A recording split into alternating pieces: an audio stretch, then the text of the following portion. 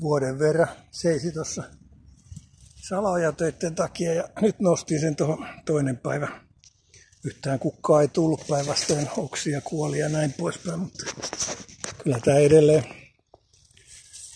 hyvä taimi olisi, että siirretään nyt parempaan paikkaan, että pääsee liikkuun. Tämä on tässä tukkinut nyt vuoden ajan kulun tuonne kriikunapuulle, mutta ei ollut tarvetta ennen kuin tämä kriikunapuu rupesi tekemään kunnon satoa. Eli nyt oli pakko raivata. Katsotaan, annetaanko kriikunapuu lahjaksi vai ostaako joku vai mitä tehdään. Mutta nyt on otettu pois ja kyllä tässä näitä lehtiä on ja hyvä juurituppo mukana. Noita täytyy sitten pistää, siellä jotain liimapuuta, niin ne pistää roskiin. Ei noita voi oikein piharakentamiseen käyttää tuommoisia liimapuut. Se oli tarkoitus vaan tilapäisesti olla, ettei niin kuin pääse juurtumaan maahan asti. Mutta siirretään tämä talonmies puutarhapalvelut, pihatyöt kautta niin talonmiespalvelut@gmail.com.